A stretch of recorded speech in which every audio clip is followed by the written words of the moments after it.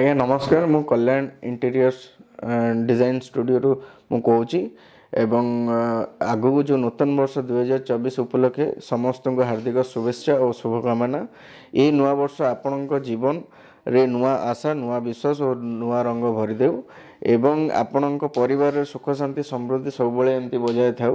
ଆଉ ଏତିକି ମୋର ସେ ଜଗନ୍ନାଥଙ୍କ ପାଖରେ କାମନା କି ଆପଣମାନଙ୍କୁ ସଦାବେଳେ ଖୁସିରେ ରଖନ୍ତୁ। ଆମେ ତ ଭାବିଛୁ ଶୋରୁମ୍ର ଆମର ରିନୋଭେସନ୍ ଟିକେ କରିବୁ ଏବଂ ଆମର ଯେଉଁ ପୁରୁଣା କଷ୍ଟମର କି ଆମ ସହିତ ଯିଏ ଜଡ଼ିତ ଅଛନ୍ତି ତ ତାଙ୍କ ପାଇଁ ଆମେ କିଛି ଗୋଟେ ନୂଆ ଜିନିଷ ଆମେ ଲଞ୍ଚ କରିବୁ।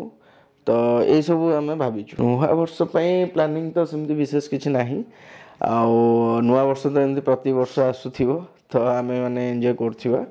ତ ଜିନିଷ ହେଉଛି ଆମେ ଯେଉଁ ଜିନିଷ ଆମେ ଭାବୁଛୁ ଯେ ହଁ ଏଇ ବର୍ଷ ଆମେ ଏଇ ଜିନିଷ କରିନାଉ, ନେକ୍ସଟ ଟାଇମ୍ ଆମେ ସେ ଜିନିଷକୁ କେମିତି କରିବୁ, କେଉଁ ପ୍ରୋସିଜର ଅନୁସାରେ କଲେ ଆମକୁ ସଫଳତା ମିଳିବ, ତ ସେଇ ବିଷୟରେ ଆମେ ଭାବୁଛୁ। ତ ଆମର ଯେଉଁ କଲ୍ୟାଣ ଡିଜାଇନ୍ ଷ୍ଟୁଡ଼ିଓ ଅଛି, ଆମେ ସେଠି ଲୋକମାନଙ୍କୁ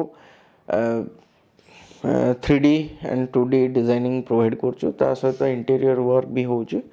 ଆଉ ନୂଆ ନୂଆ ଜିନିଷ ଯାହା ବି ମାର୍କେଟକୁ ଆସୁଛି ଆମେ ଟ୍ରାଏ କରୁଛୁ ସେସବୁ ଜିନିଷକୁ ୟୁଜ୍ କରିକି ଲୋକମାନଙ୍କୁ କେମିତି ଭଲ ସର୍ଭିସ୍ ଦେଇପାରିବୁ ଆଉ ଲୋକମାନଙ୍କ ପାଇଁ ଆମେ କିଛି ଗୋଟେ ନୂଆ ଜିନିଷ ତିଆରି କରିପାରିବୁ।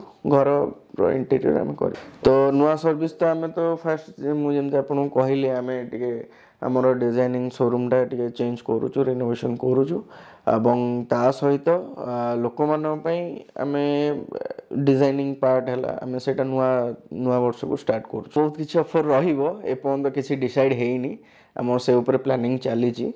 ତ ନୂଆ ବର୍ଷକୁ ଦେଖିକି ଆମେ ସେ ଅନୁସାରେ ପ୍ଲାନ୍ ଆଉଟ୍ କରିବୁ।